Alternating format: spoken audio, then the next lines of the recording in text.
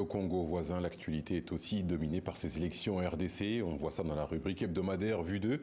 Nous sommes à Brazzaville avec Chrysostome Fugzonzeka, rédacteur en chef du journal L'Horizon africain.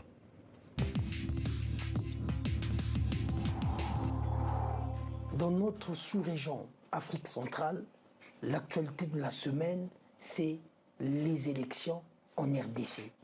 RDC qui est un pays continent et avec tout ce qu'il y a comme la ressource humaine, la ressource financière, la ressource minéralière. Donc nos yeux, en notre qualité de journaliste, sont tournés vers ce pays pour leur souhaiter un bonheur. L'actualité en RDC a pratiquement préoccupé toutes les rédactions de la sous-région, a pratiquement préoccupé tous les journalistes ou tous les correspondants de presse.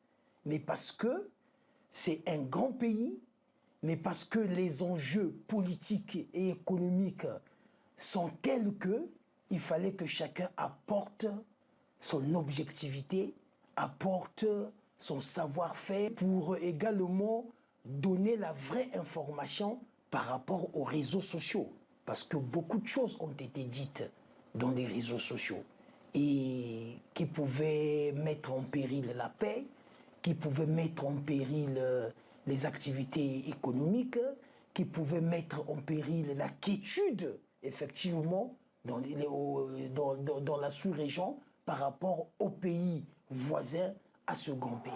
L'actualité de semaine à venir, selon nous, c'est les résultats de cette élection. Vous savez, c'est quand même 19 candidats à l'élection présidentielle. Selon la CNI, j'espère qu'ils ont bien fait leur travail de comptage, c'est 44 millions d'électeurs, donc ça n'est rien. C'est un potentiel énorme. Et que si tous ces électeurs sont allés voter, ça veut dire que nous attendons les résultats de cette élection. C'est ça qui va alimenter les rédactions les semaines à venir. Au Tchad, les résultats provisoires du référendum constitutionnel ont été annoncés aujourd'hui. Le oui l'a emporté avec 86% des voix, tandis que le non a obtenu 14% des suffrages, selon la Commission nationale en charge de l'organisation du référendum, qui a eu lieu le 17 décembre. Parmi les enjeux de ce référendum, le choix d'un État tchadien unitaire. Je vous propose d'écouter le président de la Commission, Liman Mahamat. Vote oui pour le projet de constitution.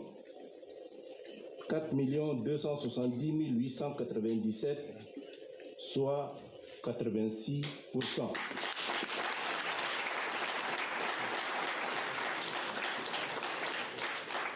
Vote non pour le projet de constitution. 695 461, soit 14%. Taux de participation au référendum, 63,75%.